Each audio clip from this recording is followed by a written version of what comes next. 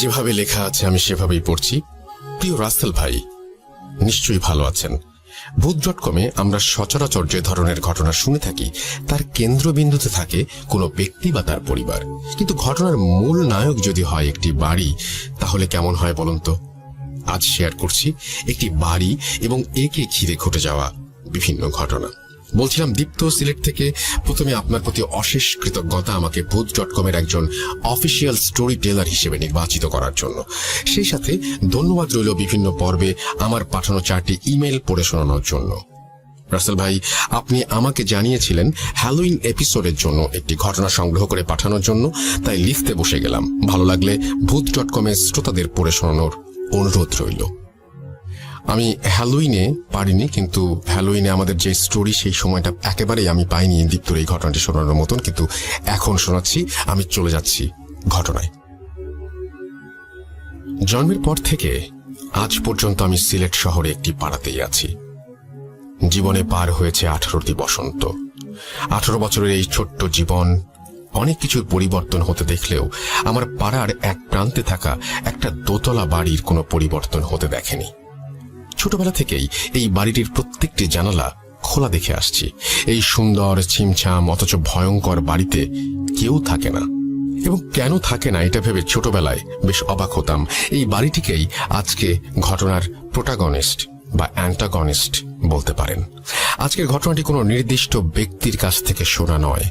আমার পাড়ার বেশ কয়েকজন সিনিয়র সিটিজেনের মুখ থেকে শুনেছি এই বাড়ি সম্পর্কে।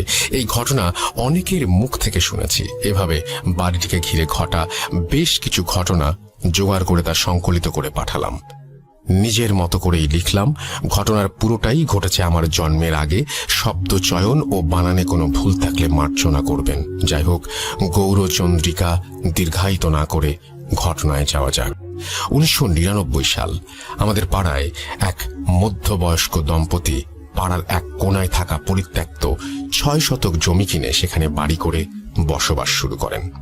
তাদের ছিল একটি মেয়ে। নতুন বাড়িতে ওঠার পর 4-5 মাসের মধ্যেই তারা তাদের মেয়ের বিয়ের আয়োজন শুরু করেন। মেয়েটির বিয়ে হয়ে যায়, কিন্তু বিয়ের পর সেই মেয়েটি সুখে ছিল না। শ্বশুর শাশুড়ি ভালো মনের মানুষ হলেও স্বামী ছিল ভীষণ লোভী। সে বারবার টাকার জন্য মেয়েটিকে বাপের বাড়িতে পাঠাতো। পর্যাপ্ত টাকা পয়সা না নিয়ে আসলে মেয়েটিকে শারীরিক ও মানসিকভাবে নির্যাতন করত।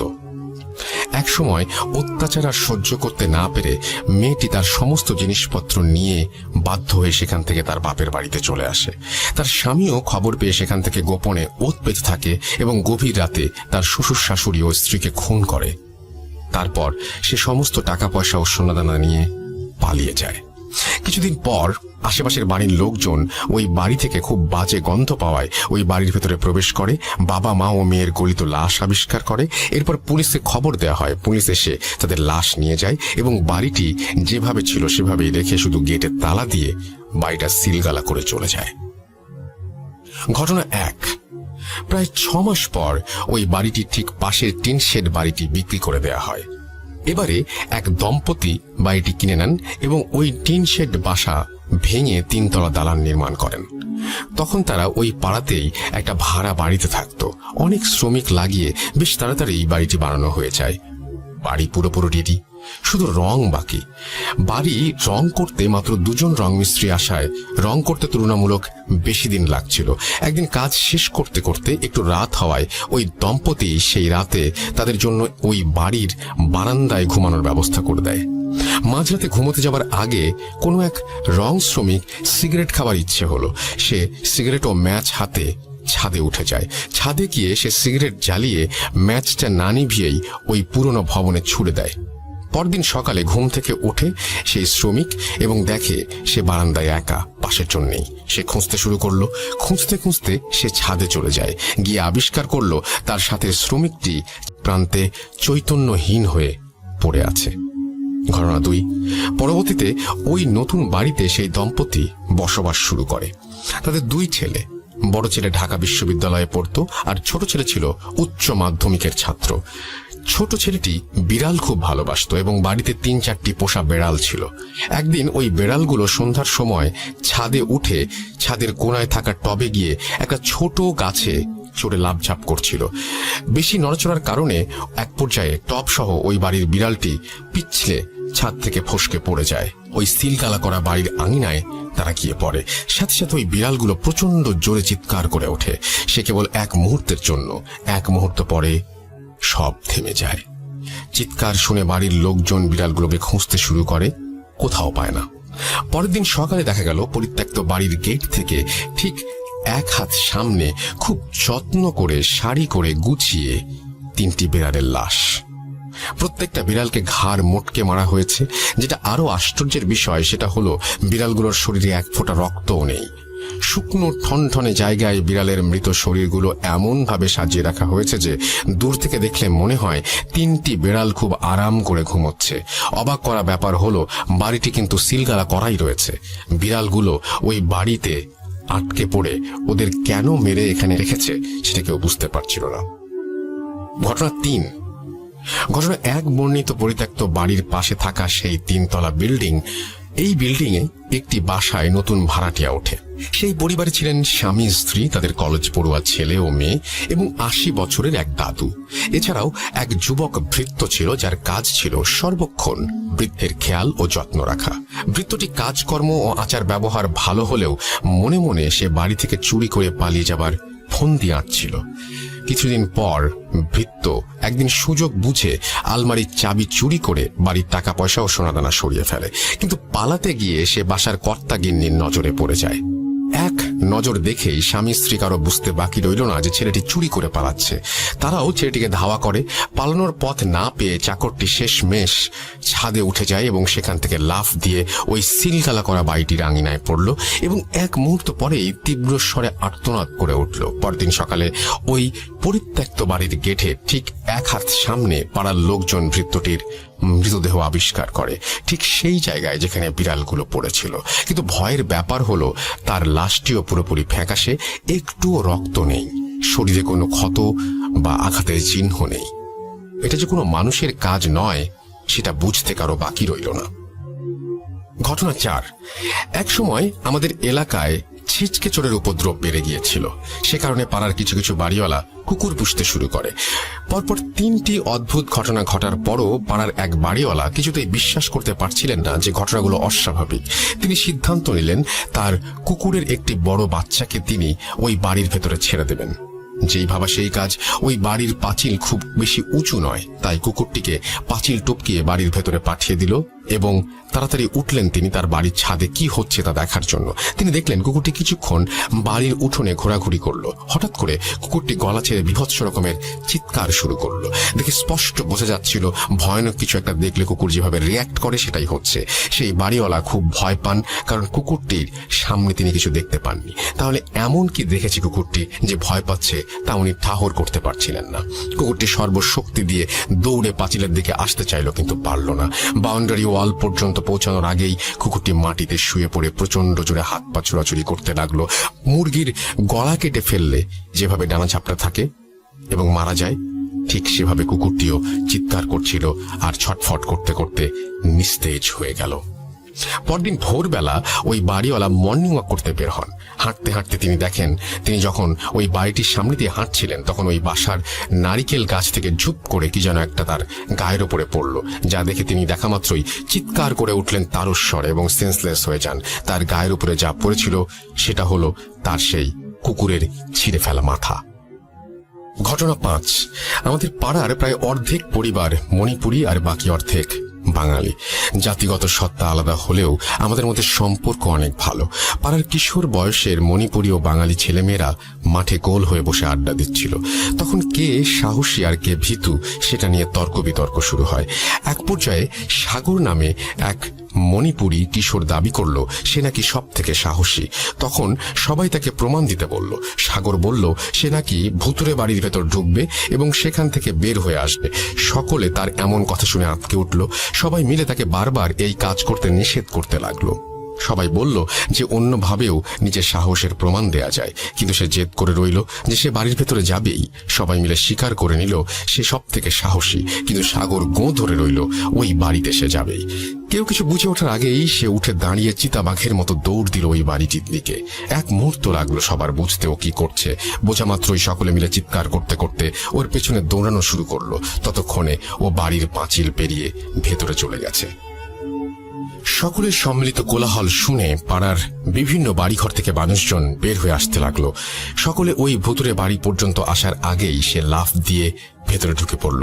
প্রায় সাথে সাথেই আর্তনাদ করে সাগর হাঁচড়ে পাঁচড়ে আবার দেয়াল বেয়ে ওই বাড়ির ভেতর থেকে রাস্তায় আসার চেষ্টা করতে থাকে, কিন্তু বোঝা যাচ্ছিল দেয়ালের ওপাশ থেকে কোনো একটা কিছু তাকে আটকে ধরে রেখেছে। গলা ফাটিয়ে সে চিৎকার করে কাঁদতে লাগলো। এমন অবস্থায় সাগরকে দেখার পরপরই পাড়ার কয়েকজন মিলে সাগরের হাত ধরে টানাটানি করতে শুরু করলো।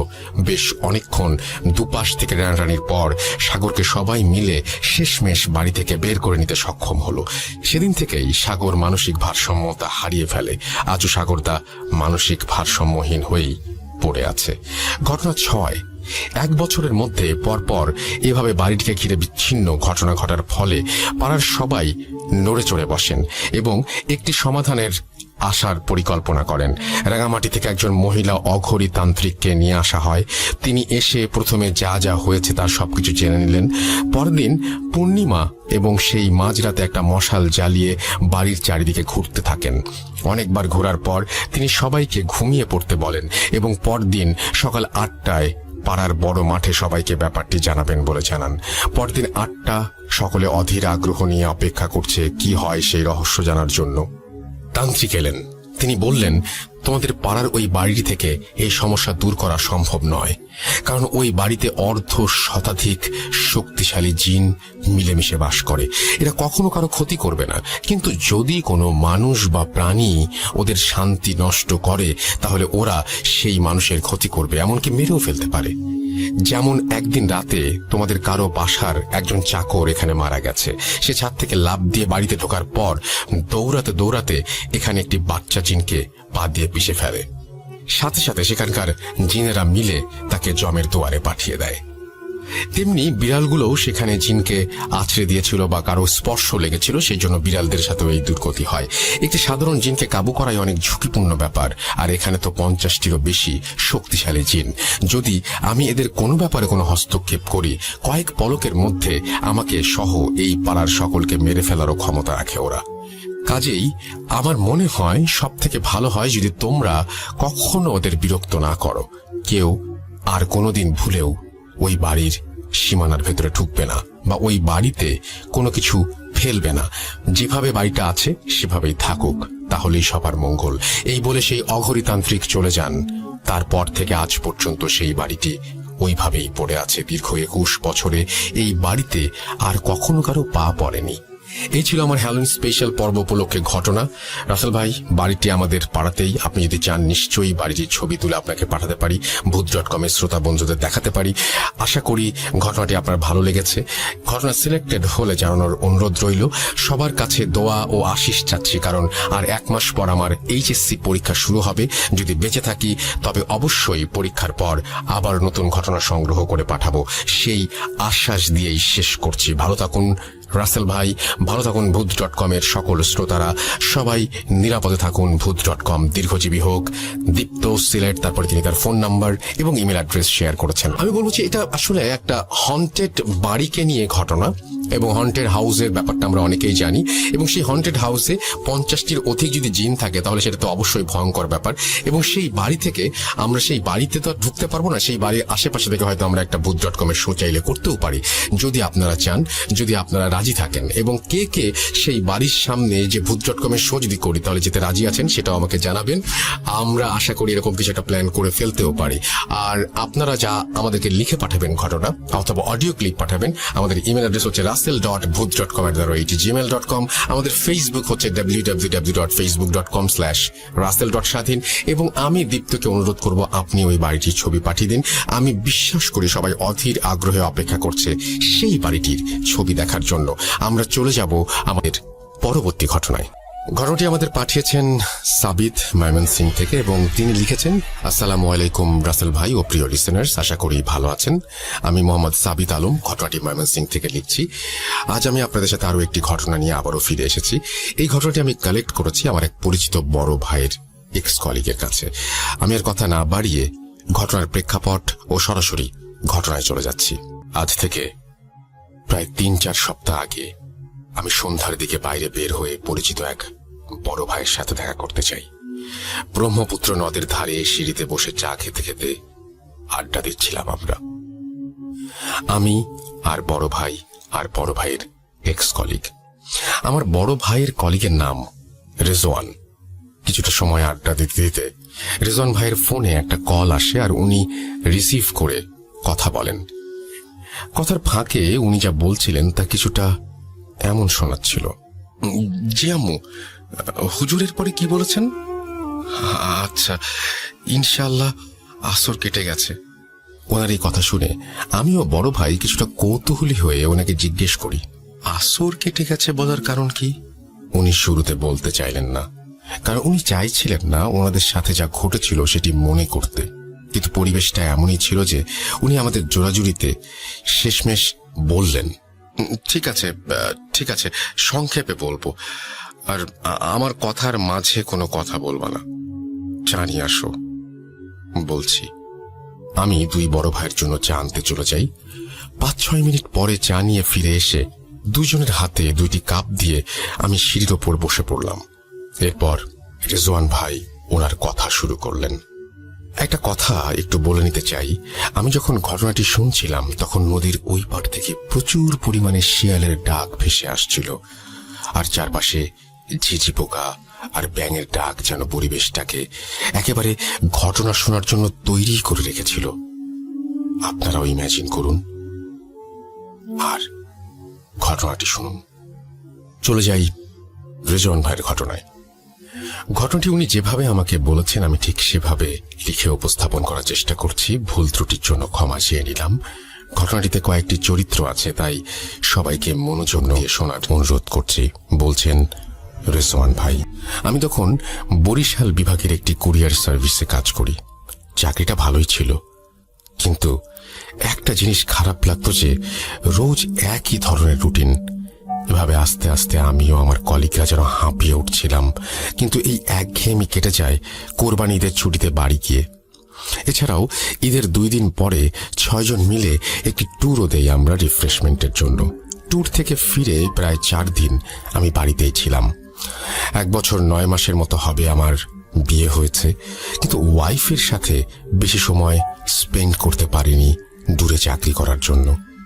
যথারীতি ঈদের ছুটি শেষ হয়ে যায় আর আমিও আমার কলিগ সবাই আমাদের চাকরির স্থানে আবারও যোগদান করি। বলে রাখা ভালো যে আমি বরিশালে একটি মেসে থেকে চাকরি করতাম। মেসের একটি রুম আমি একাই নিয়ে নিয়েছিলাম আমার প্রাইভেসির জন্য। মেসের আর বাকিরা অবশ্য আমার কলিগের মাঝেই 2-3 জন ছিল। ওনারাও সিঙ্গেল রুম করেই থাকতেন, যেহেতু সবাই চাকরিজীবী। বাড়ি থেকে মেসে ফেরার পর কয়েকদিন কেটে যায়। এরপর একদিন মেসে আমার বাজারের ডেট পড়ে। আমার রুটিন মতো আমি বাজারের দিকে রওনা হলাম। বাজারে গিয়ে মাছ কিনতে গিয়ে এক বৃদ্ধ চাচার কাছে আমি দেখলাম মোটামুটি বড় সাইজের ইলিশ মাছ দেখে মনে মনে ভাবলাম, এহে, কতদিন খাই না, দেখি যদি একটা নিতে পারি। এই ভেবে আমি চাচার দিকে এগিয়ে গিয়ে চাচাকে জিজ্ঞেস করলাম, কি চাচা, ইলিশ কত করে দিচ্ছেন? উত্তরে উনি বললেন, স্যার 200 টাকা কেজি। ওনার এই দাম চাওয়ার কথা শুনে আমি ভ্যাবাচাক খেয়ে যাই আর ভাবতে থাকি, কি বলে 500 টাকার উপরে দাম আর উনি 200 টাকা চাচ্ছে। মনে হয় বোকা, একটু দামাদামি করি। এই বলে আমি চাচাকে বললাম, কি বলেন চাচা, 100 টাকা করে দিয়েন, দিলে কয়েক কেজি নিব, চলবে? উনি আমার দিকে হাসি ভরা মুখে তাকিয়ে বললেন, যান স্যার, আপনি দিনের প্রথম খদ্দের, যান 90 টাকা কইরা রাখবো। আমি মনে মনে নিজেকে অনেক বড় ভাবতে থাকি আর এদিক ওদিক তাকিয়ে ওনাকে 5 কেজি মাছ মাপতে বলি, এই ভেবে যে ফ্রিজে রেখে অনেক দিন খাওয়া যাবে আর দামটা একেবারেই সস্তা। অনেক বড় দাও মেরেছি আজকে। চাচা মাছ মাপছিলেন, এমন সময় আমার ফোনে আমার মেসমেটের কল আসলো। আমি ফোন ধরতেই সে আমাকে জিজ্ঞেস করলো আমি মেইন দরজার চাবি নিয়ে এসেছি কিনা। আমি বললাম, হ্যাঁ, আমি চাবি নিয়ে এসেছি। সে তখন আমাকে জানালো যে ভুলে চাবি নিয়ে বের হয়নি, তাই আমি যেন সন্ধেবেলা তার সাথেই বাড়ি ফিরি। আমিও সম্মতি দিয়ে ফোন রেখে মাছওয়ালা চাচার দিকে তাকাই, কিন্তু আমি সেখানে মাছের ঝুড়ি আর মাছওয়ালা চাচাকে দেখতে পাই না, বরং তার পাশে দেখতে পাই কয়েকজন যুবক মাছ বিক্রেতাকে, যে ইলিশ মাছ মাপছিল দাড়ি পাল্লায়। আমি ওনাকে দেখে ভাবলাম যে চাচা হয়তো বাথরুমে বা অন্য কোথাও গেছে, তাই এই যুবক মাছ বিক্রেতাকে মনে হয় মাছ মাপতে দিয়ে গেছেন। আমার ভাবনা শেষ হতেই মাছ বিক্রেতা আমার ব্যাগে মাছ ঢেলে টাকা চাইলেন। আমি 5 কেজি 90 টাকা করে ধরে 450 টাকা দিলাম। কিন্তু এই 450 টাকা দেখে সে আমাকে বলল, 8 টাকা কই স্যার? আমি বিরক্ত হয়ে বললাম, কি বলছেন? চাচা তো 90 টাকা কেজি করে বলছিলেন, সেই অনুযায়ী 450 টাকাই হয়। আমার কথা শুনে মাছ বিক্রেতা আমাকে বদ্ধ উন্মাদ ভেবে বলতে লাগলো, স্যার কি স্বপ্ন দেখতেছিলেন? 500 টাকা কইরা তো 2500 টাকা হয়, আর আপনি আমারে 450 টাকা দিতেছেন। এইটা তো 1 কেজিরও দাম না। আমি ওনাকে এবার ধমক দিয়ে বলি, আরে থামেন তো, চাচা কোথায়? যার সাথে দাম দর করেছিলাম ওনাকে ডাকেন। মাছ বিক্রেতা তখন অন্য মাছ বিক্রেতাদের দিকে তাকাচ্ছিলেন, আর আমাকে এসে হঠাৎ বলল, স্যার এখানে কোনো বুড়া চাচা নাই, আমরাই রোজ এখানে মাছ বেচি। আপনি এইখানে আয়সা আমার ঝুড়ির পাশে দাঁড়ায়া নিজে নিজেই কি সব বলতেছিলেন, আর হঠাৎ কইরাই 5 কেজি মাছ মাপতে বলে ফোন হাতে সামনে আগায় গেছিলেন। ওনার কথা শুনে আমি নিজের কান আর চোখে বিলিভ করতে পারছিলাম না, কিন্তু অগত্যা আমাকে 2500 টাকা দিয়েই 5 কেজি ইলিশ আনতে হলো। সেদিন আমি আর অফিস করিনি, সারাদিন এই মাছের ঘটনাটা ভাবছিলাম আর প্রচন্ড মাথা ব্যথায় ভুগছিলাম। সন্ধ্যার পরে সবাই ফিরে এসে দেখে আমি 5 কেজি ইলিশ নিয়ে ফিরে এসেছি, আর এটা দেখে ওরা আমাকে বকাবকি করে কিছুটা। আমি মন খারাপ করে একটু জলদি সেদিন শুয়ে পড়ি আর ঘুমিয়ে পড়ি। মাঝরাতে হঠাৎ আমার দরজায় কেউ নক করলো। কয়েকবার নকের আওয়াজ শুনে আমার ঘুম ভাঙলে আমি প্রচন্ড মাছের গন্ধ অনুভব করতে থাকি, আর দরজার দিকে তাকিয়ে জিজ্ঞেস করি, কে কে বাইরে? এত রাতে কি চাই? তখন দরজার বাইরে থেকে আমি যে শুনতে পাই, সেটি শুনে আমার গায়ের লোম দাঁড়িয়ে যায়। আমি শুনতে পাই সেই বৃদ্ধ চাচার কণ্ঠে কেউ আমাকে বলছে, স্যার, ও স্যার, মাছ নেবেন না? ইলিশ মাছ 5 কেজি মাইপা রাখছি আপনার জন্য, নেন নেন নেন। কি হলো স্যার, নিবেন না? নিয়ে যান, মাছ নিয়ে যান। এই কথা শুনে আমি ভয়ে চিৎকার দিয়ে উঠলে আমার রুমে আবার নক হয়। আমি আমার কলিগদের গলার আওয়াজ শুনি। দরজা খুলতে যেতে যেতে আমি ভাবি যে আমি হয়তো ভুল শুনছিলাম, বা যা ভাবছিলাম সেটা ভুল ভাবছিলাম। এরপর দরজা খুলতেই ওনারা ভেতরে এসে আমাকে বলে, কি ব্যাপার রেজন ভাই, চিল্লাচ্ছেন কেন? আর আপনার রুমে এত বাজে মাছের গন্ধ কেন? ওনাদের এই কথা শুনে আমি আকাশ থেকে পড়ি। আরে, ওনারাও মাছের গন্ধ পাচ্ছেন? তাহলে সমস্যাটা কি হলো? আমি তো তাহলে ভুল শুনছি না মনে হয়। কি হচ্ছে এসব? এরপর আমার মেসমেটরা আমাকে পানি খাইয়ে শান্ত করেন, আর আমার কথা শুনে বলেন যে সব আমার মনের ভুল। আর এরপর তারা আমার ঘর থেকে নিজ নিজ ঘরে চলে যান। আমিও বিষয়টাকে মনের ভুল ভেবে আবার ঘুমানোর চেষ্টা করি। যখন হালকা তন্দ্রাচ্ছন্ন হয়ে পড়ি, তখনই আমার রুমের চারপাশ থেকে ফিস ফিস প্রতিধ্বনি শুনতে পাই, মাছ মাছ, ইলিশ মাছ নেবেন না? নেবেন না স্যার? আপনাকে নিতেই হবে, দাম করেছেন, এখন না নিলে খারাপ হবে।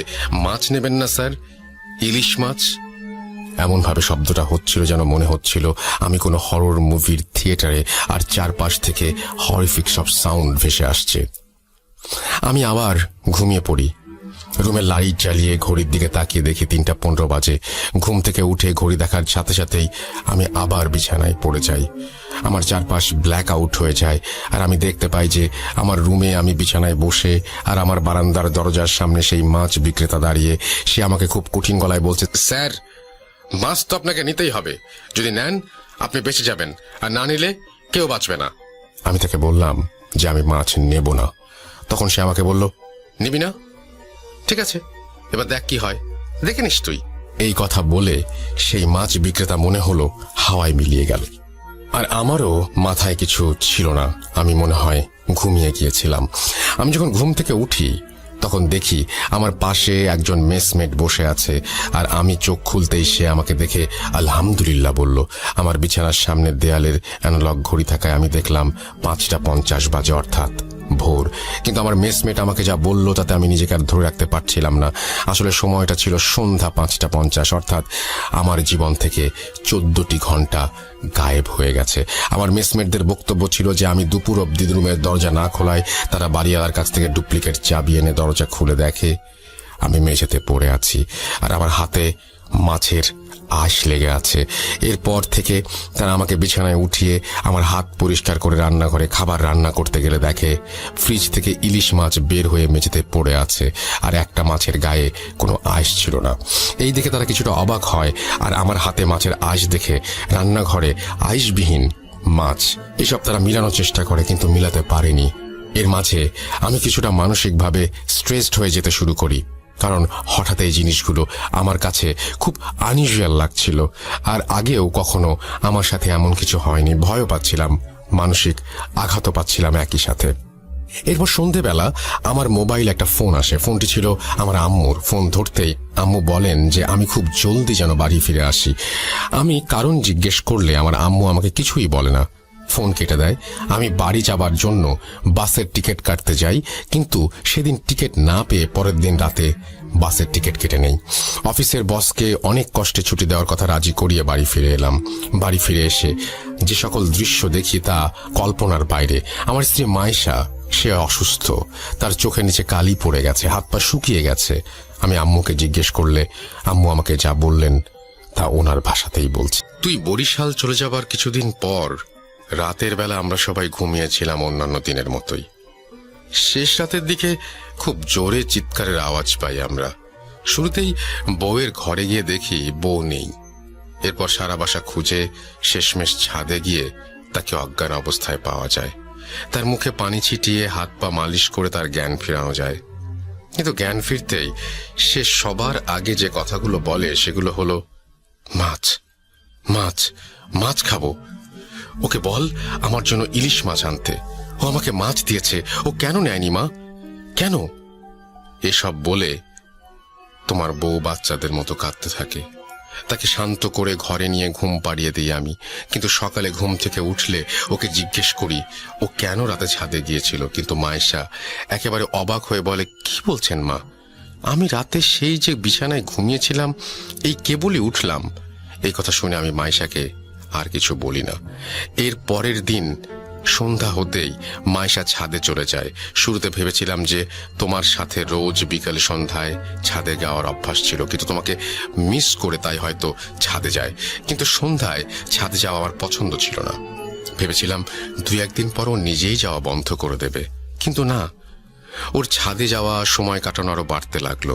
ওর শারীরিক পরিবর্তন হচ্ছিল, ও শুকিয়ে যাচ্ছিল, সারা রাত দিন ঘুমালেও চোখের নিচে কালি পড়ছিল। গত পরশু সন্ধ্যায় মায়েশা ছাদে যাচ্ছিল, তখন আমি ওকে ছাদে যাওয়ার জন্য আটকালে মায়েশা আমাকে হাতের ইশারায় আমার কান ওর মুখের কাছে নিয়ে আসে। ও ফিসফিস করে বলতে লাগলো, না না না না না, এই ভুল করিস না বুড়ি, কবর দেখবি, যেতে দে না, দে না, আমি একবার ওকে দেখবো বুড়ি, যেতে দে আমায়। এই কথা বলে মাইশা সেদিনের মতো আবার বাচ্চাদের মতো কাঁদতে লাগলো। এরপর সে ছাদে চলে যায়। রাতের বেলা ঘরে ফিরে মাইশা তোমার বোনের ঘরে যায়। তোমার বোন তখন তার রুমে টেবিলে বসে পড়ছিল।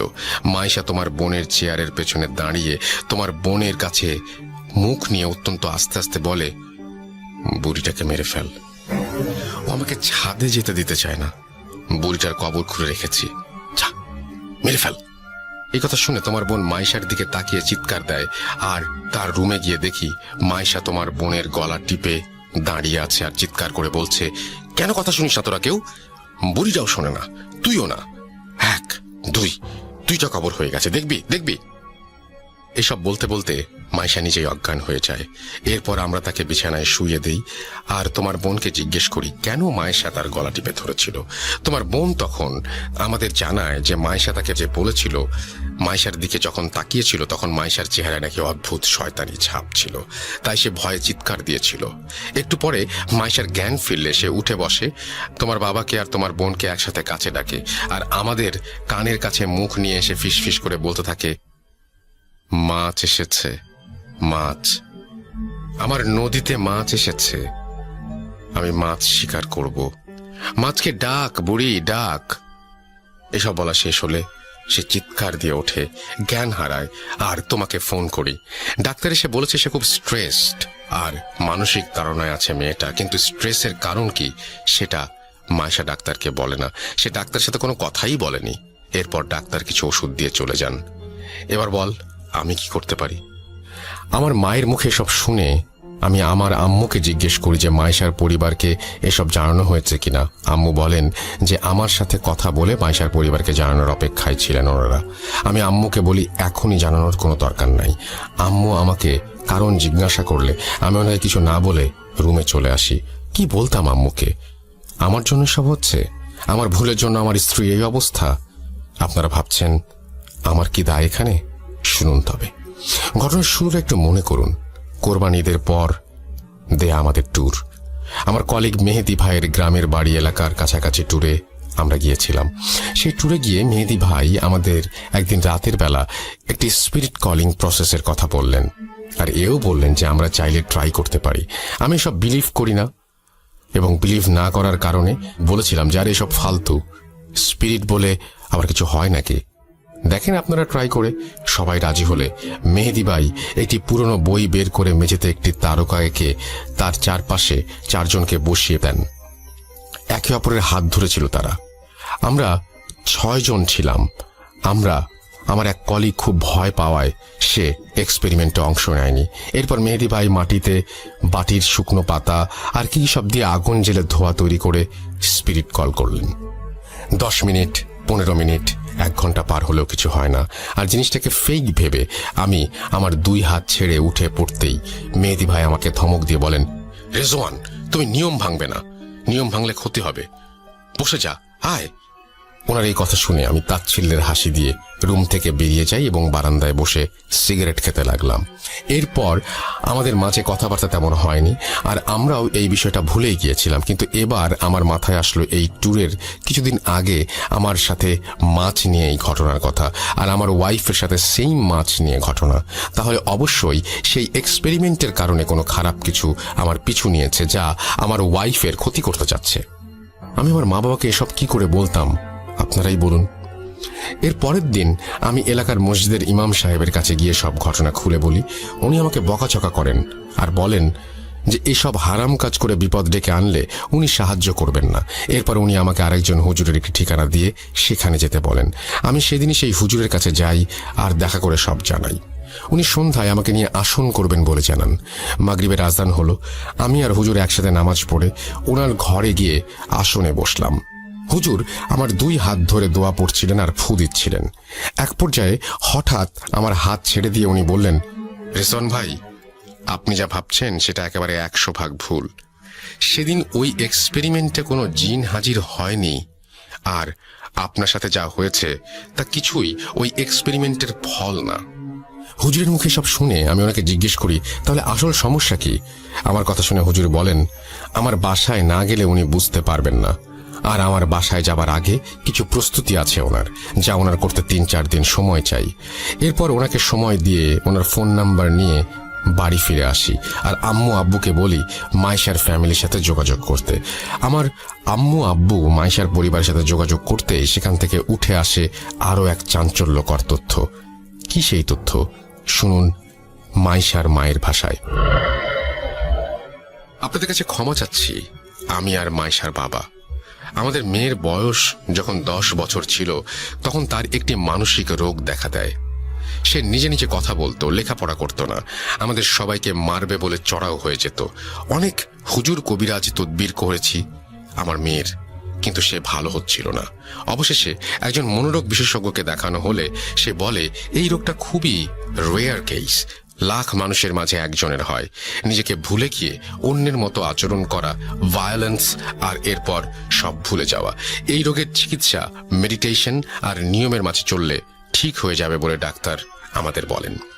3-4 মাস আমার মেয়ের চিকিৎসা হয়, আস্তে আস্তে সে ভালো হয়। ডাক্তার আমাদের বললেন আমার মেয়ে খুব একা ফিল করে সবার মাঝে থেকেও। ওকে এই একাকিত্বের ফিলিংসটা আর যেন ছুঁতে না পারে। এমনিতে আর কোনো সমস্যা হবে না বলেন ডাক্তার। দেখতে দেখতে আমার মেয়েকে ডাক্তার সুস্থ করে তোলেন। কিন্তু দেখেন এবার কি হলো, জামাই বরিশাল চলে যাবার পর আমার মেয়েটা আবার একা হয়ে গিয়েছিল, আর সেই জন্যই এই সমস্যা ফিরে এসেছে। এসব বলতে বলতে আমার শাশুড়ি কান্নায় ভেঙে পড়েন। ওনাকে আর কোনো কিছু না বলে, কোনো সান্ত্বনাও না দিয়ে রাগে আমি আমার আম্মুর হাত থেকে ফোন নিয়ে লাইন কেটে দেই। আমি আমার রুমে চলে আসি আর ভাবতে থাকি, এটা তাহলে মাইশার মানসিক সমস্যা, ভালো কোনো ডাক্তার দেখাবো, তাহলে কি ঠিক হয়ে যাবে। এরপর আমি সেই হুজুরকে কল করে আসতে মানা করে দেই, আর তাকে জানাই যে মাইশার সমস্যাটা মানসিক, আর ওর বাবা জানিয়েছেন যে মাইশার মানসিক সমস্যার হিস্ট্রি আছে। আমরা মাইশাকে ডাক্তার দেখাই, আর ডাক্তারের করা কিছু মেডিসিন আর মেডিটেশন মাইশা আস্তে আস্তে কিছুটা সুস্থ হতে থাকে। ডাক্তারের কাছে গিয়ে আমরা আরও একটি তথ্য পাই যে মাইশা কয়েক মাসের প্রেগন্যান্ট। আমার ডাক্তারের ভাষ্য মতে প্রেগন্যান্সির এই ধরনের সমস্যা হওয়া একেবারেই অ্যাবনর্মাল নয়। একদিকে সীমাহীন খুশি, আর একদিকে রিলিফ যে যা হচ্ছে বা হয়েছে তা বলতে গেলে নর্মাল বিষয়। আর সবাই মাইশার খেয়াল রাখতে শুরু করি। আমি রোজ সন্ধ্যায় মাইশাকে নিয়ে ছাদে গল্প করি, যত্ন নেই, নিয়ম করে খাওয়ানো, মেডিসিন দেয়া, সবকিছু খেয়াল রাখতাম আমরা সবাই। আস্তে আস্তে আমার যাবার সময় চলে এলো, আর আমি বরিশাল চলে এলাম। মেসে ফিরে 1 সপ্তাহ পার হয়ে গেল, কোনো সমস্যা নেই। হঠাৎ একদিন রাতের বেলা ঘুমের মাঝে আমি কানের কাছে আওয়াজ শুনছিলাম, যা, চলে যা, জীবন থেকে চলে যা। আমি এটা শুনে বিছানা থেকে লাফ দিয়ে উঠতেই আমার রুমের দরজায় নক করার আওয়াজ পাই, এবং সেই মাছ বিক্রেতার গলা শুনতে পাই, স্যার, মাছ নেবেন? ইলিশ মাছ মাত্র 90 টাকা, নিয়ে নেন। একথা শুনে আমি চিৎকার করে উঠি, তুই আর তোর মাছ জাহান্নামে যা, আমাকে বিরক্ত করিস না, চলে যা, আমাকে আমার মতো বাঁচতে দে। এরপর সে প্রত্যুত্তরে আমাকে বলে, ফিরিয়ে দিলেন স্যার, আমার জীবিত মাছ আপনার পথ ছায়া মরছে, এইবার আপনি কবর দেখেন। এই কথা বলে সে করুণ সুরে কাঁদতে লাগলো। ওনার এই কথা শেষ হতেই আমার হুঁশ ফিরে মোবাইলের রিংটোনে। বিছানা থেকে উঠে আমি দেখি যে ঘেমে একাকার হয়ে গেছি। আমি আল্লাহর কাছে শুকরিয়া আদায় করি যে এতক্ষণ যা হচ্ছিল তা বোধহয় স্বপ্ন ছিল। এই ভাবতে ভাবতে আমি মোবাইল হাতে নিয়ে দেখি আব্বুর ফোন তোতে আব্বু কান্না স্বরে আমাকে বলে, বাবা রেজওয়ান, যত তাড়াতাড়ি পারো চলে আসো, তোমার বাচ্চা আর নাই। এই কথা শুনে আমার হাত থেকে ফোন পড়ে যায়, আমার পায়ের নিচে মাটি সরে যায়। আমি এই মাত্র স্বপ্নে দেখলাম আমাকে কবর দেখানো হবে, আর আমার বাচ্চা এই দুনিয়াতে নেই। কিভাবে কি হলো জানার জন্য আমি বাড়ির উদ্দেশ্যে রওনা দিলাম। বাসে করে যাচ্ছিলাম, কিন্তু আমার কানের চারপাশে আওয়াজ আসছিল, স্যার নাই, মাছ মাছ। এই বলে বাতাসে মিশে যাচ্ছিল সেই আওয়াজ, আর হালকা করে শুনতে পাচ্ছিলাম, নিলেন না। এরপর আমি ঘুমিয়ে যাই বাসের জার্নিতে। বাস থামলে বাড়ি পৌঁছে আমি আমার বোনকে পাই বাড়িতে একা। এরপর আমি তাকে নিয়ে হাসপাতালের উদ্দেশ্যে রওনা হই। রাস্তায় আমার বোনের মুখে আমি সব ঘটনা শুনি। তার ভাষ্য মতে আমি ঘটনাগুলো বলছি। ভাইয়া, তুমি যেদিন চলে গেলে সেদিন রাতে আমি পানি খেতে উঠে ডাইনিং এ গিয়েছিলাম। গিয়ে দেখি মাইশা ভাবি ডাইনিং এর একটি চেয়ারে বসে আছে। ওনাকে ওভাবে আমি ভয় পেয়ে যাই দেখে ওনাকে জিজ্ঞেস করি যে উনি কেন ওখানে এত রাতে বসেছিলেন। উনি আমাকে ইশারায় ওনার মুখের কাছে আমার কান নিয়ে যেতে বললেন। আমি কান ওনার মুখের কাছে নিয়ে যেতেই উনি বলেন, মাছ খাবি? ইলিশ মাছ। আমার পেটে মাছ আছে একটা, আমি কেটে বের করে দেই, তুই রান্না কর, আর বুড়িটাকে কবর দে। কিরে, কবর দে ওকে।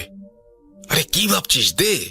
এই বলে উনি মেঝেতে বসে পড়েন, আর মাটিতে আঁচড়ে আঁচড়ে বলতে লাগলেন, এই দেখ আমি কবর খুঁড়ছি, মাছটাকে বের করব, কবর দিতে হবে যে, যা বুড়িটাকে ডেকে আন।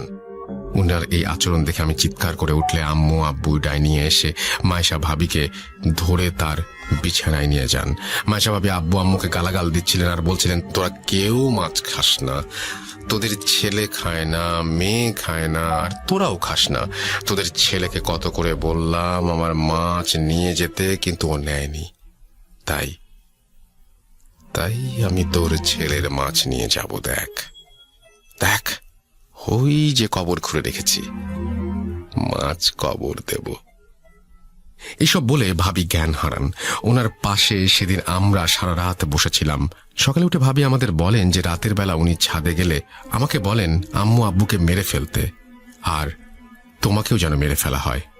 এরপর ভাবিকে ডাক্তারের কাছে নিলে ডাক্তার কিছু ওষুধ দিয়ে পাঠিয়ে দেন। এরপর আমি সারাদিন ভাবির এই সমস্ত সমস্যার দেখাশোনা করি। একদিন রাতের বেলা ওনাকে কোথাও খুঁজে পাওয়া যাচ্ছিল না। ছাদে গিয়ে দেখা যায় উনি ছাদের কোণে বসে ধারালো লোহার টুকরা দিয়ে নিজের হাত খোঁচাচ্ছেন আর পেটে খোঁচাচ্ছেন, আর পেট থেকে বের হওয়া রক্ত খাচ্ছেন। এসব দেখে আমরা খুব ভয় পাচ্ছিলাম, কিন্তু ডাক্তার বলছিলেন যে প্রেগন্যান্সির অনেক সমস্যাই হয়, আর তুমিও 2-1 দিন হলো চাকরিতে ফিরে গেছো, তাই তোমাকে আর ফোন করে বলিনি।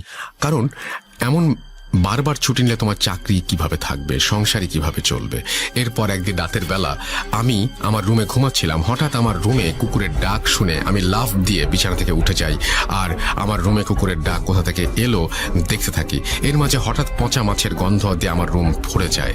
আমি বিছানা থেকে উঠার জন্য পাশ ফিরতে দেখি মাইশা ভাবি বাজে হাসি নিয়ে আমার পাশে শুয়ে আছেন, আর কুকুরের আওয়াজটা উনিই মুখ দিয়ে করছিলেন। আমি ওনার শরীর থেকে রক্তের গন্ধও পাচ্ছিলাম, আর তাই তাকে জিজ্ঞাসা করি যে কেন এখানে রক্তের গন্ধ, কেনই বা সে ওইরকম বাজে আওয়াজ করছে। তখনই সে মুখে হাত দিয়ে ধরে ফেলেন, আর কানের কাছে মুখ এনে তিনি বলেন মাছ শিকার করেছি। এই বলে সে আমার হাতে একটি ছুরি ধরিয়ে দিয়ে বলেন, নে বুড়িকে মেরে ফেল আর কবরের ধাক্কা দিয়ে ফেলে দে। আমার হাতে ছুরির স্পর্শ পেতেই আমি ছুরিতে আঠালো কিছুর আভাস পাই, আর ভাবির হাত সরিয়ে জোরে চিৎকার দেই। আমার চিৎকারে আব্বু আম্মু রুম থেকে এসে লাইট অন করে যা দেখেন সেটা ভোলার না। আমরা দেখি আমার ভাবির পেট থেকে রক্ত বেরিয়ে বিছানা ভিজে গেছে, শরীরের কাপড় কাটা। ওনাকে ধরে বিছানায় শুয়ে আমি আর আম্মু পেটের কাপড় সরিয়ে দেখি ওনার পেটে 2-3টা স্ট্যাবের দাগ। আমাদের বুঝতে বাকি রইল না যে ভাবি কি করেছেন। তৎক্ষণাৎ ওনাকে হাসপাতালে নিয়ে যাওয়া হয়। ডাক্তার জানেন ওনার বাচ্চা আর বেঁচে নেই। আমার বোনের মুখে সব শুনে আমি রাগে দুঃখে একাকার হয়ে যাই, আর মনে মনে বলতে থাকি মাছ কি, কেনই বা মাছ নিয়ে এত ঘটনা। এরপর আমি হাসপাতালে গিয়ে দেখি আমার শ্বশুর শাশুড়ি সহ অনেকেই সেখানে উপস্থিত আছেন।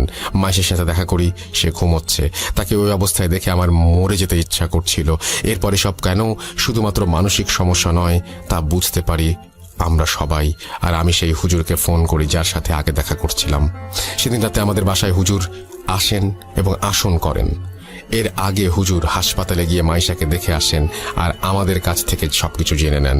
আমাদের বাসায় এসে হুজুর আসন করেন, আর কিছুক্ষণ পরে উনি বলতে শুরু করেন ওনার কথা ওনার ভাষায়। আমি বলছি, রেজওয়ান ভাই, আপনার স্ত্রীর ওপর খবিস জিনের ভর হয়েছে ভাই।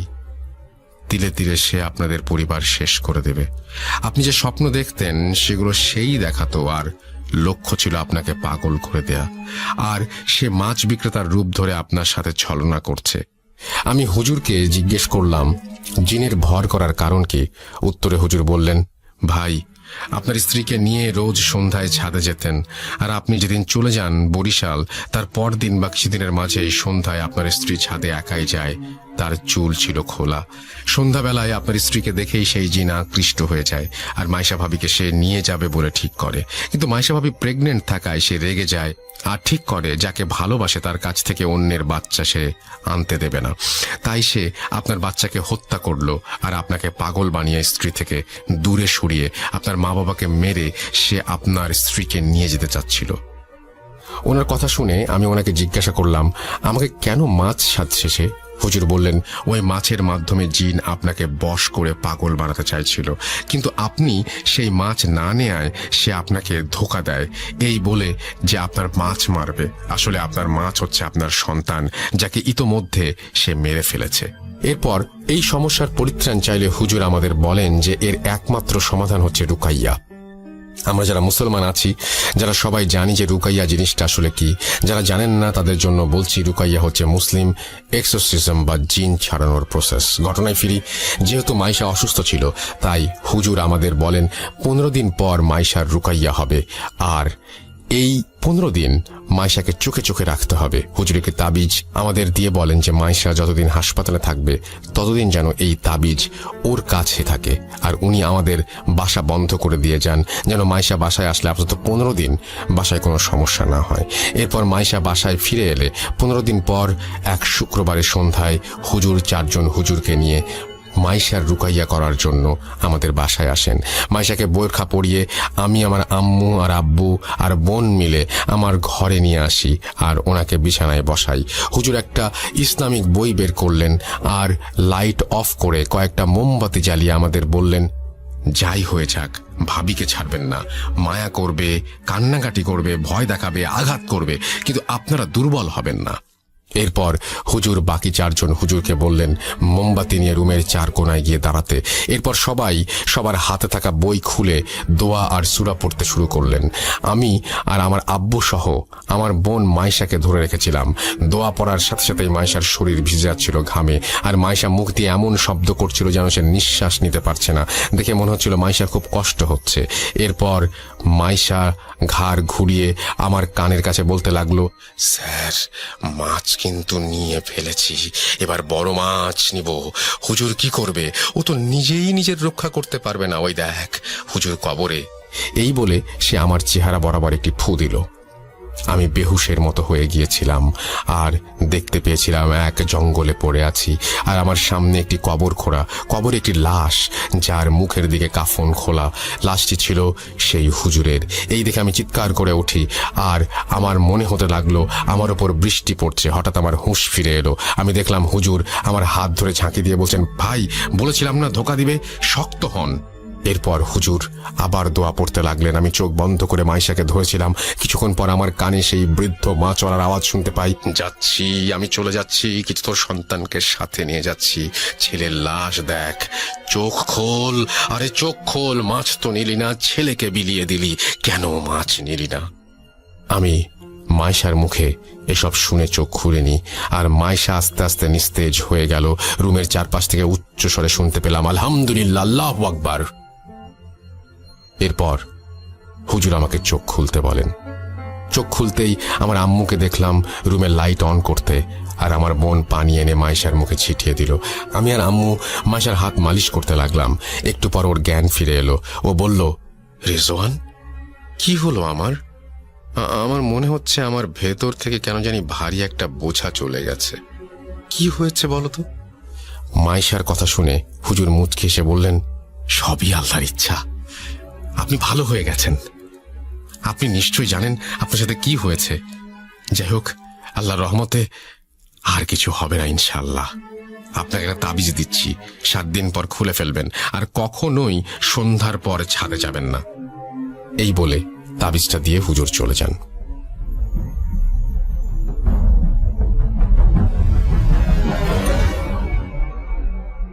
রেজওয়ান ভাই এইটুকু বলে দীর্ঘশ্বাস ফেলেন। ঘটনাটি ঘটেছে কয়েক বছর আগে। আমি আজও ভুলতে পারিনি কিছুই। বাজারে গিয়ে এখনো মাছ কেনার সাহস হয় না আমার নিষ্পাপ বাচ্চাটা আর দুনিয়ায় নেই, সব ভেবে কেমন যেন লাগে। আমি একটা কথাই আমার বোনদের উদ্দেশ্যে বলতে চাই যে সন্ধ্যার পরে কেউ ছাদে যাবেন না খোলা চুলে, মাথায় কাপড় দিয়ে রাখবেন। গুরুজনের কিছু কথা আসলেই মেনে চলা উচিত। মনে রাখবেন, যা রটে তা কিছুটা বটে। আর একটা কথা, একটা ভুল যে কারো জীবন ছারখার করে দিতে পারে। মাইশা এখন ভালো আছে, আমার বাবা মাও ভালো আছে, কিন্তু আজও আমার কোনো সন্তান নেই। এই বলে রেজন ভাই ওনার ঘটনা শেষ করেন। এরপর নদীর পাড় থেকে উঠে আমার এক পরিচিত বড় ভাই আর রেজন ভাইয়ের কাছ থেকে বিদায় নিয়ে বাড়ির দিকে চলে আসি। আজকের মতো এই ছিল আমার ঘটনা। কষ্ট করে পড়ে শোনানোর জন্য ধন্যবাদ, আর লিসনারদের জানাই আন্তরিক কৃতজ্ঞতা এতক্ষণ সময় নিয়ে ঘটনাটি শোনার জন্য। শেষে বলতে চাই, বিলিভ করার অধিকার যেমন আপনার আছে, তেমনি না করার অধিকারও আপনার। অনিচ্ছাকৃত ভুল ত্রুটির জন্য ক্ষমা করবেন। আজ বিদায় নিচ্ছি, সাবিত ফ্রম ময়মনসিং। সবাই ভালো থাকবেন। আসসালামু আলাইকুম। আমার ভালো না লাগলেও আস্তে আস্তে তার সাথে ফোনে কথা বলতে বলতে এক পর্যায়ে তাকে ভালো লাগতে শুরু করে। ফ্যামিলির সবাই রাজি ছিল এবং সে যথেষ্ট হ্যান্ডসাম ছিল। লেখাপড়া বাদ দিয়ে যতটুকু সময় পেতাম রাত তার সাথে কথা বলতাম। আমার একটু সমস্যা হতো, কারণ আমার মামা ছিল প্রচণ্ড রাগী। সবাই মামাকে ভয় পেত, আমিও মামাকে অনেক ভয় পেতাম। তাই আমি রাতে কথা বলতে চাইতাম না, কিন্তু আমার ফিয়ন্সে রাতেই বেশি কথা বলতে চাইতো আমার সাথে। একদিন যদিও ফোন অলওয়েজ সাইলেন্ট মোডে থাকতো, হঠাৎ করে রাত 1:30টার সময় আমার ঘুম ভেঙে যায় এবং আমি দেখি আমার ফিয়ন্সে আমাকে কল দিচ্ছে। আমি ফোনটা রিসিভ করার জন্য বাইরে যাওয়ার চিন্তা করি, যেহেতু ঘরটি ছিল টিনের ঘর, এক পাশে কথা বললে অন্য পাশে কেউ শুনতে পারত। তাই মামার ভয়, ভাবলাম উঠোনে যেয়ে কিছুক্ষণ কথা বলে আসি। মামার বাড়িটা ছিল এমন, বাথরুমে যাওয়ার জন্য বাইরে যেতে হতো। মামার বাড়ির পাশে ছিল বিরাট এক জঙ্গল, অনেক মানুষ গলায় দড়ি দিয়ে মারা গেছে ওই জঙ্গলে। জঙ্গল এত অন্ধকার থাকতো যে মানুষ দিনে যেতেই ভয় পেত। জঙ্গলের পরেই ডোবা টাইপের একটা পুকুর, বাঁশঝাড়, আর বাঁশঝাড়ের পরেই ছিল আমার মামার বাড়ি লাগোয়া পুকুরের পাড়ে ছিল একটা তুলো গাছ। গ্রামের ভাষায় আমাদেরকে মান্দার গাছ বলি। এই গাছটি পুকুর পাড়ের জঙ্গলের কাছাকাছি অবস্থিত। যাই হোক, আমি আমার ফিয়ন্সের ফোন পেয়ে আস্তে আস্তে দরজা খুললাম যাতে মামা টের না পায়। তারপর উঠোনে যেয়ে তাকে ফোন ব্যাক করলাম। এক রিংয়েই ফোন ধরল সে। কথা বলতে বলতে এক পর্যায়ে আমার মনে হলো যে আমার মামা আমার কথা শুনে ফেলবে আর আমার একটু দূরে যাওয়া উচিত। এই চিন্তা করতে করতে আর কথা বলতে বলতে বাড়ির সীমানায়, অর্থাৎ শেষ সীমানায় যেয়ে দাঁড়ালাম। তারপরও শান্তি পাচ্ছিলাম না, মনে ভয় লাগছিল এই বুঝি মামা শুনে ফেলবে। এই ভেবে হাঁটা শুরু করলাম এবং যে একটা বাঁশের সাথে হেলান দিয়ে কথা বলতে শুরু করলাম। কিন্তু একটু পর মনে হলো পুকুর পাড়টা সবচেয়ে নিরিবিলি, ওইখান থেকে কথা বললে কেউ শুনতে পাবে না। সেজন্য আমি পুকুর পাড়ে মান্দার গাছটার দিকে হাঁটা শুরু করলাম। এভাবে মান্দার গাছের নিচে দাঁড়িয়ে 20 মিনিটের মতো কথা বললাম। হঠাৎ করে দেখলাম প্রচন্ড ঝড় উঠেছে, বাঁশের আগাগুলো বাতাসে ভেঙে যাচ্ছে। কিন্তু আমি খেয়াল করলাম ঝড় বাতাস শুধু বাঁশ গাছের আগায় হচ্ছে, বাঁশের গোড়া বা আমার গায়ে কোনো বাতাস লাগছে না। আমি ভাবলাম অনেক গাছপালা, এই জন্য নিচে বাতাস আসতে পারছে না। কোনো কিছু পাত্তা না দিয়ে কথা বলছি, এমন সময় হঠাৎ করে লাইনটা ড্রপ করে গেল। আমি চারপাশে তাকিয়ে চিন্তা করলাম এটা আমি কোথায় আছি। প্রচন্ড অন্ধকার, ঝড় বাতাস চারিদিকে হচ্ছে, সবকিছু যেন ভেঙে পড়বে। আমার মনের মধ্যে অনেক ভয় কাজ করছিল আর আমি চোখ বন্ধ করে এক দৌড় দিয়ে বাড়ির উদ্দেশ্যে চলে গেলাম। 20 থেকে 30 সেকেন্ড সময় লাগলো বাড়ির সীমানায় প্রবেশ করতে। বাড়ির সীমানায় প্রবেশ করে একবার পেছনে ফিরে তাকালাম, দেখলাম কোনো ঝড় না, কোনো বাতাস না, কোনো কিছু না, স্বাভাবিক যেন এখানে ঝড় কখনো আসেইনি। যাই হোক, আমি ভাবলাম ঝড় হয়তো এসে হঠাৎ করে থেমে গেছে। কোনো চিন্তা না করে আস্তে আস্তে রুমে প্রবেশ করলাম। ঘড়ি দেখলাম 2:01 দেখাচ্ছে। বিছানায় যে আমি আমার ফিয়ন্সকে একটা টেক্সট করলাম, যেহেতু কথা শেষ হয়েছিল না। টেক্সটে বললাম যে অনেক রাত হয়েছে, আমি আজকে আর কথা বলতে পারবো না, সকালে কথা হবে, টেক্সট ব্যাক করো। এভাবে অনেকক্ষণ কথা হওয়ার পর কোনো টেক্সট না পেয়ে আমার মধ্যে অস্থিরতা কাজ করতে লাগলো। চিন্তা করলাম ওয়াশরুমে গেলেও তো এতক্ষণ লাগার কথা না, সে কি তার ফোন দেখেইনি? তাকে অনেকবার কল দিলাম, কল রিসিভ করলো না। লাস্ট কল দিয়ে ঘুমিয়ে যাবার চিন্তা করে আবার আস্তে আস্তে গেট খুলে টয়লেটের উদ্দেশ্যে গেলাম। লাস্ট কল যখন রিসিভ করলো তখন তারও বড় বোন অর্থাৎ আপু আমাকে যেটা জানালো সেটা শোনার জন্য আমি মোটেও প্রস্তুত ছিলাম না। আপু বলল তার ভাই 10টার সময় বাসায় এসেছে, 11টার মধ্যে খাওয়া দাওয়া করে ঘুমিয়ে গেছে। সে এতই টায়ার্ড ছিল যে রুমে যেয়ে ঘুমানোর টাইম পায়নি। আপুর সাথে কথা বলতে বলতে ড্রয়িং রুমে ঘুমিয়ে গেছে এবং আপু তার প্রেজেন্টেশনের কাজ ড্রয়িং রুমে বসে বসে করছে 3-4 ঘন্টা। আমি ফোন রেখে মোবাইলের টাইম দেখলাম 3টা বাজে। আমি মনে মনে ভাবলাম কে ছিল তাহলে আমাকে ফোন দিল 1টার দিকে, আর কার সাথে কথা বললাম জঙ্গলে যে। প্রচন্ড ভয় পেলাম, কিন্তু কাউকে কিছু বলতে পারলাম না। আমি লুকিয়ে লুকিয়ে কথা বলতে গিয়েছিলাম। এসব চিন্তা করতে করতে ঘরে এসে এক পর্যায়ে ঘুমিয়ে গেলাম। যখন ঘুম ভাঙলো সেটা পরের দিন সন্ধ্যা 6টা। আমার আশেপাশে দেখে অনেক আত্মীয় স্বজন এবং আমার আব্বু আম্মুর একজন মামা ছিলেন, যিনি ছিলেন মৌলানা। আমার মুখের উপরে ঝুঁকেছিলেন তিনি, কি বিড়বিড় করে পড়ছিলেন আর ফোঁ দিচ্ছিলেন। পরে জানলাম দুপুর গড়িয়ে সন্ধ্যা, আমাকে অনেকবার ডাকাডাকি করা হয়েছে, আমি উঠি নাই। নানু ভেবেছিল স্বাভাবিকভাবেই আমি ঘুমাচ্ছি, কিন্তু কোনো কারণে মৌলানা সাহেব আমাদের বাসায় এসেছিলেন এবং তিনি দেখলেন আমার প্রচন্ড জ্বর এবং তিনি একটু ঝাড়ফুঁকের ব্যবস্থা করলেন। গ্রামাঞ্চলে ঝাড়ফুঁক এগুলোই বেশি চলে ডাক্তারের থেকে। মৌলানা নানাভাবে আমাকে একটু পানি পড়া খাওয়ালেন। সবাই চলে গেলে উনি আমাকে বললেন, রাতে বাইরে একা একা কোথাও যেও না, তুমি যেখানে কল্যাণ ভাবছো সেখানে হয়তো তোমার অকল্যাণ নিহিত। আমি কিছুই বুঝলাম না, শুধু তার যাওয়ার দিকে চেয়ে রইলাম। পরে শুনেছিলাম ওই রাতটি ছিল হাজরা ফাটার রাত, গ্রামাঞ্চলের ভাষায় যেটা অমাবস্যার থেকেও ভয়ঙ্কর, ঘুটঘুটে অন্ধকার।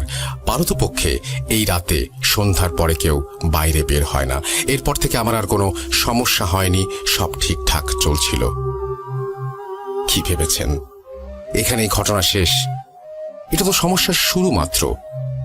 1 মাস পরে আমার চাচা চাচি পুরো ফ্যামিলি সহ গ্রামে বেড়াতে আসে এবং সব চাচারা ফ্যামিলি সহ গেট টুগেদার করার জন্য চলে আসে। আমিও বাড়িতে যাই কিছুদিন থাকার জন্য।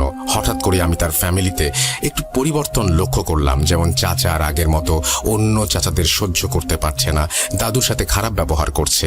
এরই সাথে অন্য একটি জিনিস লক্ষ্য করলাম, আমার ফিয়ন্সের বোন অর্থাৎ ওই চাচার একমাত্র মেয়ের সাথে কিছু আজগুবি ঘটনা ঘটছে। একদিন সে অন্যান্য কিছু কাজিনদের সাথে কথা বলছিল, একটি রুমে ঢুকেছিল এবং যখন বের হয়েছিল রুম থেকে দেখলাম তার গায়ের জামায় অনেক ছেঁড়া ছেঁড়া, কেউ অ্যাসিড দিয়ে পুড়িয়ে দিলে যেমন জামা ছিঁড়ে ছিঁড়ে যায়, পুড়ে পুড়ে যায় সেরকম, এবং ছেঁড়াগুলোর চারিদিকে হলুদ দাগ হয়ে আছে। সে নিজেও জানে না তার জামার এই অবস্থা। একজন দেখলো এমন কেন জামাটা, অথচ ওই মুহূর্তে আমি ওই রুমের সামনেই বসেছিলাম। আমি দেখেছিলাম জামাটি ঠিকই ছিল ঢোকার সময়। এরপর ওই আপুর আম্মা আমার চাচি আসলো এবং তিনি বলল, এটা ধরার দরকার নেই, রেখে দে, এটা পলিথিনের ব্যাগে রেখে দে, এটাকে নিয়ে দেখবো কেন এমন হলো। আমি কিছুই বুঝলাম না উনি কাকে দেখাবার কথা বলল, কিন্তু আমি আপুর এই অবস্থা দেখে খুবই দুঃখ পেয়েছিলাম এবং আমার ফিয়ন্সের বড় বোন ছিলেন তিনি। এরকম আরো অনেক ঘটনা ঘটেছিল সেদিন, যেগুলো আমি নিজের চোখেই দেখেছিলাম। যাই হোক, বেসিক্যালি সবাই এসেছিল দাদুর অসুস্থতার কারণে, কিন্তু ওই চাচার আচার আচরণে দাদু আরো বেশি অসুস্থ হয়ে পড়েন এবং এক পর্যায়ে দাদু মারা যান। এরপর আমার বড় চাচা এবং অন্যান্য চাচাদের প্রেসার দিতে থাকে জমিজমাগুলো ওনাদের কাছে বিক্রি করে দেবার জন্য। কিন্তু আমার বাবাকে বলে, মেয়েকে আমার ছেলের সাথে বিয়ে দিয়ে দিব, এগুলো এমনি লিখে দে, এগুলো তোর সব মেয়েরই থাকবে। তার কথা শুনে আমার বাবা খুব অবাক হন। এই ভাই ছিল সবচেয়ে উদার মনের ফ্যামিলির মধ্যে। আমার বাবা রাজি হয়নি, কারণ আমার একটি ছোট ভাই ছিল এবং তিনি বলেছিলেন আমার মেয়ের কিছু দরকার হলে আমার কাছ থেকে নেবে, তার তো অংশ আছে এখানে। এটা শোনার পর থেকে চাচা চাচি আমাদের বিয়ের ব্যাপারটা আর মানতে পারছিলেন না। অনেক ঝামেলার এক পর্যায়ে আমাদের বিয়েটা ভেঙে যায়। এভাবে চলতে চলতে এক পর্যায়ে আমার উপর অত্যাচারের মাত্রা বেড়ে গেল। চাচার কথা ছিল তিনি বড় ছেলে, তাই হিসাব অনুযায়ী অন্য কেউ জন্ম না নিলে সব সম্পত্তি তারই পাওয়ার কথা। সে গ্রামের কিছু গুন্ডা লোকদের নিয়ে আমাদের কিছু জায়গা দখল করলো এবং আমাদের জায়গায় বিল্ডিং বানাতে গেল। তখন বাবা আইনের আশ্রয় নেওয়ার কথা ভাবে। ঠিক তখনই বাবা ব্রেন স্ট্রোক করে বসলো। 1 সপ্তাহ বাবা সার্ভাইভ করেছিল, তারপর বাবা মারা যান। মারা যাবার ঠিক 1 সপ্তাহ পরে আমাদের ঘরের সামনে পুকুর পাড়ের 2টি জলজ্যান্ত তাল গাছও মারা যায়, যেটা আমার আম্মু লক্ষ্য করেছিল। আমার আম্মু খুবই পরহেজগার ছিলেন, একজন মহিলা যিনি 5 ওয়াক্ত নামাজ পড়তেন, সন্ধ্যায় কোরআন শরীফ পড়তেন, বিভিন্ন মহিলাদের মাহফিলে যেতেন এবং অনেক আমল করতেন। একদিন আম্মু আমাকে বড় হুজুরের বউয়ের কাছে নিয়ে গেলেন। তিনি তার হাজবেন্ডের সাথে কথা বলবে বলে একদিন পরে আসতে বললেন। পরের দিন গেলাম। যাওয়ার পর মুষলধারে বৃষ্টি শুরু হলো। বড় হুজুর পর্দার আড়াল থেকে কথা বলতে শুরু করলেন আমাদের সাথে। বড় হুজুর আম্মুকে বললেন, এই মেয়ের তো এখানে বহু বছর আগে থেকে কালো জাদু করা হয়েছে এবং আমাদের বাড়িতে 2টি গাছ মরে গেছে, গাছ 2টি কেটে তার গোড়ায় যা পাবো সব বিসমিল্লাহ বলে পুড়িয়ে ফেলতে হবে এবং 2টা তাবিজ তার কাছ থেকে এনে আমরা সেই অনুযায়ী বাড়িতে যাবার জন্য প্রস্তুতি নিলাম। কিন্তু বৃষ্টি তখনও থামে নাই। আমাদের বাড়িটা ছিল অনেক দূরে, তাই আমরা বৃষ্টিতে ভিজেই বাড়িতে যাওয়ার কথা চিন্তা করলাম। কিন্তু হুজুর আমাদের থামিয়ে দিয়ে তার বউকে কিছু একটা আমাদের ওপর ছিটিয়ে দিতে বললেন। তিনি বললেন, যাই হোক না কেন কোনো ভয় পেও না আর কাউকে কিছু বলো না। আমরা বাসা থেকে বের হয়ে রওনা দিলাম। এমনই আশ্চর্য হয়েছিলাম, সেদিন বাসায় আসার আগ পর্যন্ত আমাদের গায়ে 1 ফোঁটা বৃষ্টির পানিও পড়ে নাই, কিন্তু আমাদের আশেপাশে তুফান হয়ে যাচ্ছিল। পরদিন গাছ কাটা হলো। একটি গাছের নিচ থেকে পাওয়া গেল ছোট মাটির হাড়ির মধ্যে বিভৎস চেহারার একটি ব্লার টাইপের ছবি এবং শুকনো রক্তের ছাগলের মাথার সাথে লাগানো একটি তাবিজ, এবং অন্যটি নিচে পাওয়া গেল একটা নখ, একটা ছোট চুল, একটা তাবিজ আর আব্বুর কাপড়ের কিছু অংশ যেটা অর্ধেক পোড়ানো হয়েছিল। হুজুরের কথা মতো সব কাজ শেষ করে পরের দিন তাবিজ হুজুরের কাছে নিয়ে গেলাম। হুজুর আমাদেরকে বলল আমাকে জোড়া কবরের মাঝখানে তাবিজ করা হয়েছে এবং আমার উপরে 7 জন জিন চালন করা হয়েছে। হুজুর বলেছিল সবাইকে সারাতে পারলেও রাধ নামের একটি জিনকে আমার থেকে কিছুতেই আলাদা করতে পারেননি। হুজুর বলেছিলেন একবার নদী পার হলে ব্ল্যাক ম্যাজিকের আসর কমে যায়। যেহেতু লেখাপড়ার জন্য আমার ঢাকায় আসতে হতো, সেজন্য আমাকে পদ্মা পার হতে হতো প্রায়। তাই ঢাকা থেকে গোপালগঞ্জ আর গোপালগঞ্জ থেকে ঢাকায় আসলে আমি মিষ্টি খাওয়া দেখতাম স্বপ্নে প্রায়। ঢাকার এক হুজুর তো বারবার তাবিজ কাটতে কাটতে আমার উপরেই বিরক্ত হয়ে যায়। হুজুর আমাকে বলেছিল আমার বড় চাচি কখনো আমাকে কিছু দিলে আমি যেন না খাই এবং তার সাথে আমাদের কোনো ব্যাপার শেয়ার না করতে। আমাদের পুরো ফ্যামিলি এবং চাচার সাথে অনেক খারাপ কিছু করেছে সে। চাচি ছিলেন একজন বিহারি, আর এই কারণে আমার চাচারা তাকে পছন্দ করতো না। জানি না চাচা কেন তাকে বিয়ে করেছিল। আজ আমার 29 বছর বয়স, আজও আমার বিয়ে হয় নাই। সব ঠিক থাকলে লাস্টে বিয়েটা আর হয় না। শুনেছি আমার ওই চাচার মেয়ের 2টা কিডনি নষ্ট হয়ে গেছে। আমার ফিয়ন্সের 4-5 বার বিয়ে হয়ে গেছে, আর তাদের বড় ছেলে এবং ছেলের বউয়ের সাথে এমন কিছু করার সময় ধরা খেয়েছিল চাচি। তারা এখন আর মায়ের হাতে কিছু খায় না, ইভেন মায়ের চেহারা পর্যন্ত দেখে না, পাশাপাশি অন্য ফ্ল্যাটে থেকেও। এত কিছুর পরও আমার কিছু প্রবলেম এখনো রয়ে গেছে। এখনো উল্টাপাল্টা স্বপ্ন দেখি, যেটাতে আয়াতুল কুরসি পড়তে ভুলে যাই। এখনো আমার সামনে আমার কোনো কাছের মানুষের সাকসেস আমার কানে একবার আসলেই ওইটা নষ্ট হয়ে যায়, ইত্যাদি নানা কিছু। আমি জানি না মানুষ এগুলো করে কি মজা পায়। নিজেদের জেদ আর হিংসার কারণে এরকম সংসার ছিন্ন ভিন্ন হয়ে যায়। আল্লাহর কাছে দোয়া করি আল্লাহ যেন তাদের হেদায়েত করেন। এটাই ছিল আমার ঘটনা রাসেল ভাই। ভালো লাগলে প্রিয় মানুষগুলোকে পড়ে শোনাবেন, যেন সবাই সতর্ক থাকে, সতর্ক হতে পারে। আসসালামু আলাইকুম, ভালো থাকবেন।